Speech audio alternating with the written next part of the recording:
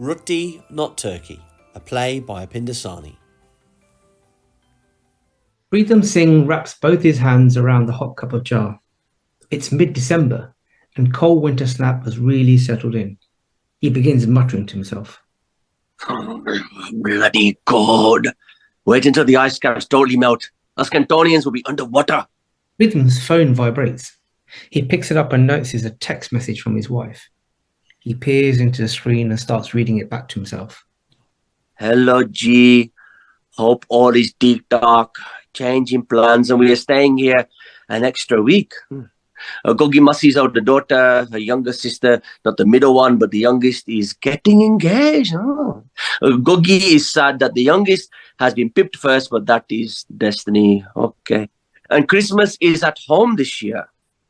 Vadi, Penji, all going to India, so plan cancelled. Ask Raveena to sort it all out. The food, keep it traditional as always, like Gore do. Okay, love G.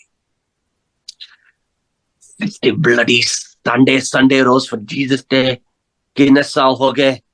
The kitchen door opens and in walks Raveena, wearing her old Christmas jumper. Morning, Papa G. Kettle just boiled? Mummy G messaged something about Christmas at home. It's only the four of us, so I'll look to make a shopping list. Isn't it the same as the menu most Sundays up and down this country? Nah, we'll have cranberry sauce, stuffing, a turkey. Totally different, Giddy Papa G. Raveena turns up the volume of the TV.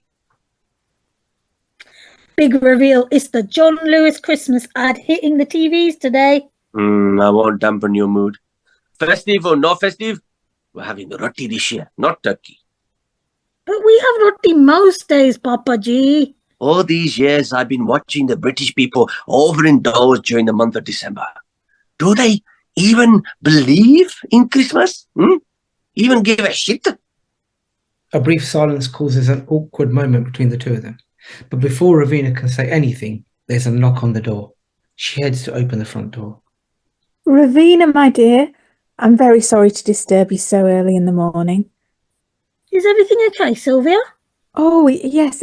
It's just I was in the conservatory and I noticed a fox jump into my garden, take one look at me and then head into your garden. I was instantly worried because of your rabbit hatch, those cute little things. Oh, I'll go and check. In the meantime, why don't you come in? Oh, I don't want to bother you any further. Is Mum back from holiday? She's staying a little longer. Oh, your dad must be missing her. I think so. Not sure. Anyway, come in. Raveena, who is it? It's Sylvia from next door. Please, head through to the kitchen. Thank you. I won't stay long.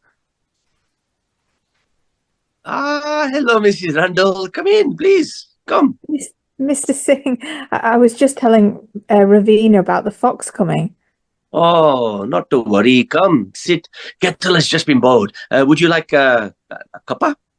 Oh, yes, that'll be nice. All fine. I think the fox must have jumped another fence. Our little babies are still sound asleep. Thank you, Sylvia. And what a great excuse to have you around anyway. Well, it has been a while since I've popped over. You've all been so busy. I can still picture that big marquee in your garden and the smell of those lovely samosas floating across into my house. Gosh, that marquee took an age to prop up.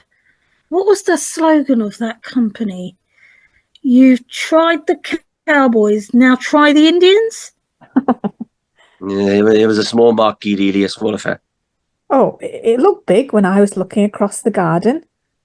Oh, it was roomy. No, really, small affair. Immediate family only. But there were so many cars, quite a few people. I would love to have all our neighbours around, but you wouldn't understand much. I think Papaji minces his words like a plate of keema. Mum just likes to keep it close-knit. That's just her. Hopefully you weren't offended. Raveena, you don't say that to Mrs. Randall. That's okay. It's no problem at all. Here you go, Sylvia. A hot cup of tea and some Indian puff biscuits from the local burfi shop. Oh, so any plans for Christmas this year? Just the four of us at home.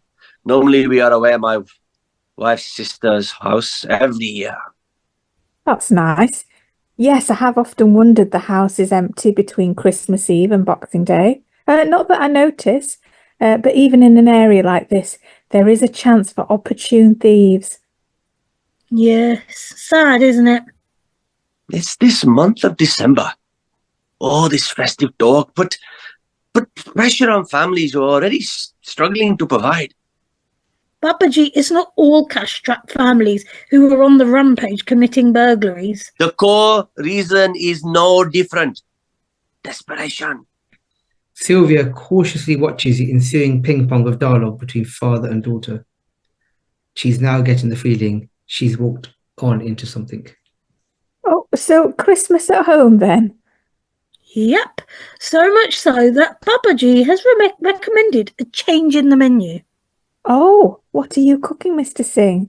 You can call me Preetam, Mrs. Randall. And you can call me Sylvia.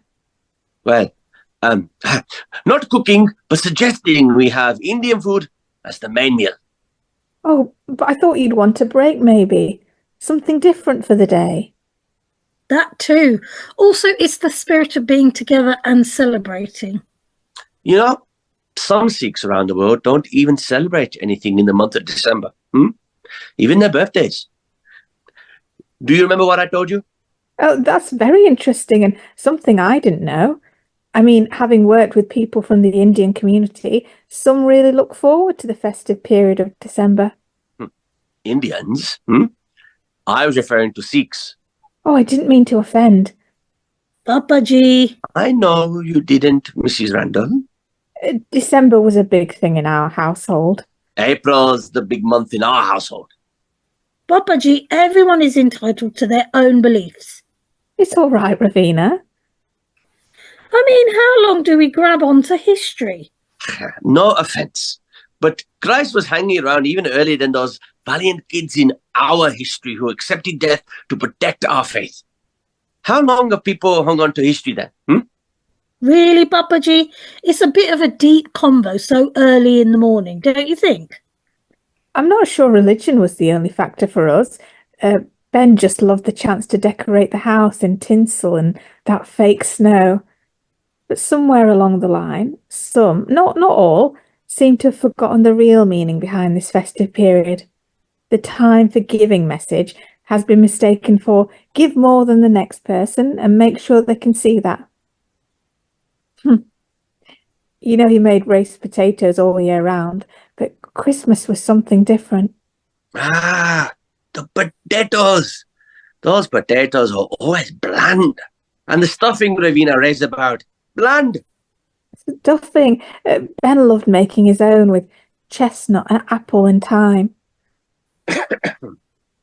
Apparently, most people only eat turkey once a year because it's so dry. The menu has become rather predictable. Since when did you become a connoisseur of Christmas cuisine? Ben would walk the turkey into the dining room like it was a guest of honour. The only thing missing was the red carpet. He'd place it carefully on the table, wanted the guests to marvel at the juices because he was proud his turkey was never dry. Amazing how you miss those little moments the most. It'll get cold. I'll boil it in the pan. Maybe add some masala to it too. We have extra flavour at our disposal. Would you like some masala in your tea, Mr. Randall? Oh, no, thank you, but it does sound nice, though. It's a bit like the culture your generation has adopted over all these years. You're ignoring the vibrancy of your heritage. Too ashamed to speak your own mother tongue. I think it's a bit harsh to say kids of my generation are too ashamed to speak their mother tongue. If we mastered it, what would happen to your secret code language? You can't pin all the blame on their generation, Mr. Singh. Pin? Pin what? Don't expect you to know this, Mr. Randall, but Chole. That's chickpeas, Mrs. Randall. I know what they are. Raveena told me once when I asked what that lovely smell was. I am guessing Papaji is going to be shocked I even knew what they were. Well, that's good. And that can be cooked in numerous ways and flavours. Remember, Raveena? Yes, Papaji. You can have them dry with aloo tikki, that's a potato tikki bursting with flavors, or slightly wet gravy formed with fluffy, thick chapatis, and they're versatile enough to be even more soupy, drained over rice for the times you're not feeling well and can't, chew much. It's what we cling on to, our food. Like we try and cling on to ours, and especially during Christmas. And the same can be said for other faiths during their celebrations, right? That's the wonderful thing about celebrating diversity. We can all take part if we want to. Do you know Ben was contemplating cooking the turkey with a more authentic Indian flavour? He'd seen the recipe in a book once, which was authored by a well-known chain of Indian restaurants. He was a real foodie. Mrs. Randall, I've travelled the world. There's so many flavours. But it's the garam afi roti that I miss the most. It takes me home, through the dusty streets that are shaped like a maze and into the veranda where Bibi is cooking for the whole family. Bibi? My mum. She's no more though, a great cook. Oh, memories. Where do they take us? There's a lot to be said about this generation, Mr. Singh. They had to be seen to be celebrating the festivities of this country growing up. Fitting in was the mantra. Had to be seen to be integrating, and at the same time maintain their ancestral roots. It's a life of two halves for them each and every day. It's okay, Sylvia. I know Papaji doesn't mean it. When I was at school, I once overheard a teacher say that I reminded her of the American Express advert, saying she never leaves home without it. I never understood it until later in life, that I always brought my cooking with me from the smell of my uniform, but I didn't care. Oh, it's very brave of you to share that, Raveena. You're a remarkable young woman. Mr. Singh, there was a time when the whole country was shut down on Christmas and Boxing Day. It meant no work, 2 days off, meeting family, eating together, exchanging something, and it didn't have to be flashy. It was 2 days where we could all forget the long working days, the demands on our time and making ends meet. You know that feeling, don't you, Mr. Singh? And you had to do that in a foreign land and amongst a society who didn't appreciate your hard efforts for a long time. So, Papaji, I guess you want the spuds to be like Bombay alus? I've got this great mix from Waitrose, which you can sprinkle over to give that authentic taste. Well, you'll have to ask Mrs. Randall that. Sylvia, would you like to join us for Christmas? Oh, yes, I'd like that. I'd like that very much. Thank you. Tell you what, for starters, we'll have some methi wale pronte and also some of those crispy pakora you make. Deal? And what about the main course? We'll give that authentic Indian turkey a try. What do you say, Sylvia? You can help with the recipe, Yes, indeed. Ben kept that one in his cooking diary. And it won't be turkey sandwiches in the evening. We'll turn that into a turkey sabji and treat ourselves to some warm, fluffy rotis. As the three of them sat around the table, a delicate fall of snow descended outside. It signalled the real beginning of Christmas, and the chance for people of all ages to head outside and engage in snow fights, or simply push little ones on a sleigh. That's the beauty of snow during this festive period. It doesn't care who you are, what you look like, or what you believe in. All are welcome.